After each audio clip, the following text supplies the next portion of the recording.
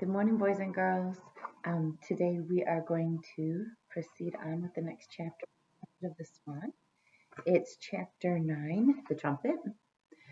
Things are getting a little bit exciting now. At the end of the last chapter, you know how I always read that last paragraph of the chapter before, just so that we can remember where we left off? The last chapter, the cob said, "Leave it to me," and with that he took off into the air, climbed steeply like a jet plane, and then leveled off, flying high and fast toward the northeast. His wife watched him until he was out of sight. "What a swan," she murmured. "I just hope he knows what he's doing." And if you'll remember, what he's doing is going to try to find a trumpet for Lewis, because Lewis is in love and he can't talk to his wannabe mate, Serena, without some sort of noise. So here we go with chapter 9, which is called The Trumpet. As the cob flew toward Billings on his powerful white wings, all sorts of troublesome thoughts whirled in his head. The cob had never gone looking for a trumpet before. He had no money to pay for a trumpet. He feared he might arrive after the shops had closed for the day. He realized that on the whole continent of North America, he was undoubtedly the only trumpeter swan who was on his way to a city to get a trumpet. "This is a queer adventure," he said to himself, "yet it is a noble quest. I will do anything to help my son Louis, even if I run into real trouble." Toward the end of the afternoon, the cob looked ahead and in the distance saw the churches and factories and shops and homes of Billings. He decided to act quickly and boldly. He circled the city once, looking for a music store. Suddenly he spied one. It had a very big, wide window, solid glass. The cob flew lower and circled so that he could get a better look. He gazed into the store. He saw a drum painted gold. He saw a fancy guitar with an electric cord. He saw a small piano. He saw banjos, horns, mandolins, cymbals, saxophones, marimbaphones, cellos, and many other instruments, and then he saw what he wanted. He saw a brass trumpet hanging by a red cord. "Now's my time to act," he said to himself. "Now is my moment for risking everything on one bold move, however shocking it may be to my sensibilities, however offensive it may be to the laws that govern the lives of men. Here I go. May good luck go with me." That's quite a pep talk to give to yourself, isn't it, boys and girls? With that, the old cob set his wings for a dive. He aimed straight at the big window. He held his neck straight and stiff, waiting for the crash. He dove swiftly and hit the window, going full speed. The glass broke. The noise was terrific. The whole floor of the store shook. Musical instruments fell to the floor from stands. Glass flew everywhere. A salesgirl fainted. The cob The cob felt a twinge of pain as a jagged piece of broken glass cut into his shoulder, but he grabbed the trumpet in his beak, turned sharply in the air, and flew back through the hole in the window and began climbing fast over the roofs of Billings. A few drops of blood fell to the ground below. His shoulder hurt, but he had succeeded in getting what he had come for. He held firmly to his bill. Held firmly in his bill, its red cord dangling, was a beautiful brass trumpet. You can imagine the noise in the music store when the cob crashed through the window.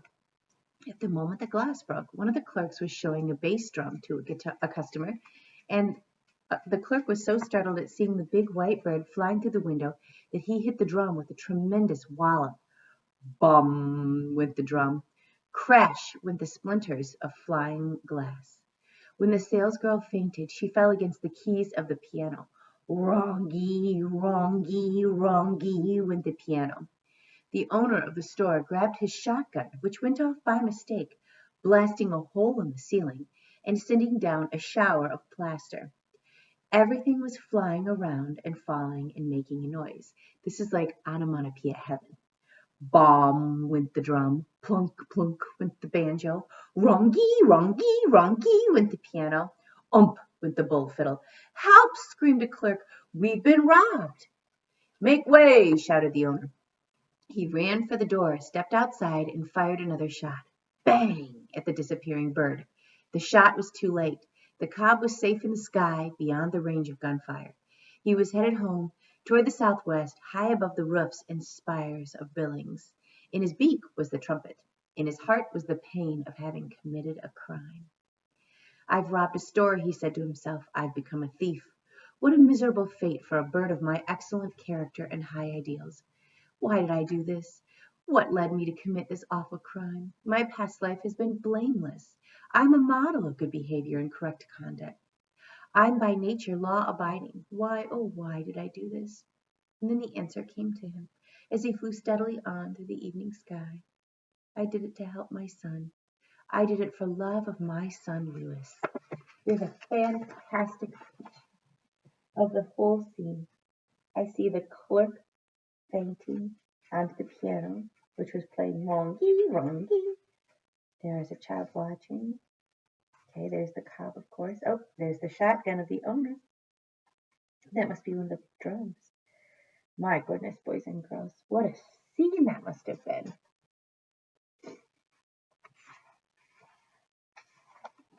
Back in Billings, the news spread rapidly. This was the first time a Swan had broken into a music store and made off with a trumpet. A lot of people refused to believe it happened. The editor of the newspaper sent a reporter to the store to look around. The reporter interviewed the owner and wrote an article about the event for the paper. The article's headline read,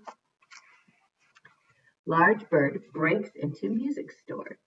White swan crashes through window and makes off with valuable trumpet." Like I said, trumpets are not inexpensive. I know because my son Miles plays one. So he did take something that was a little bit expensive, boys and girls. Everybody in Billings bought a copy of the paper and read about the extraordinary event. It was talked about all over town. Some people believed it. Others said it never could have happened. They said the owner of the store had just invented it to get some publicity for his store. But the clerks in the store agreed that it had really happened. They pointed to the drops of blood on the floor. The police came to look over the damage, which was estimated at $900. The police promised they would try to find the thief and arrest him. But the police were sorry to hear that the thief was a bird.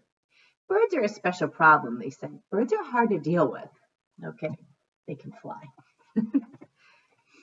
Back at the Red Rocks Lakes, Lewis's mother waited anxiously for her husband to return. When he showed up in the night sky, she saw he had a trumpet with him. It was slung around his neck by its cord. "Well," she said as he glided to a stop in the water, "I see you made it." "I did, my dear," said the cob. "I traveled fast and far, sacrificed my honor, and I have returned. Where is Lewis? I want to give him his trumpet right away. He's over there sitting on a muskrat house, dreaming about that empty-headed young female he's so crazy about."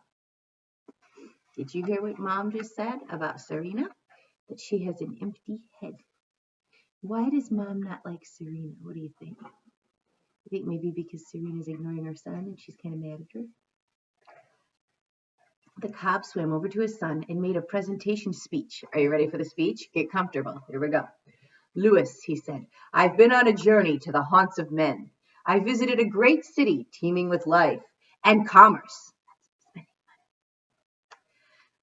Whilst there, I picked up a gift for you, which I now bestow upon you with my love and my blessing.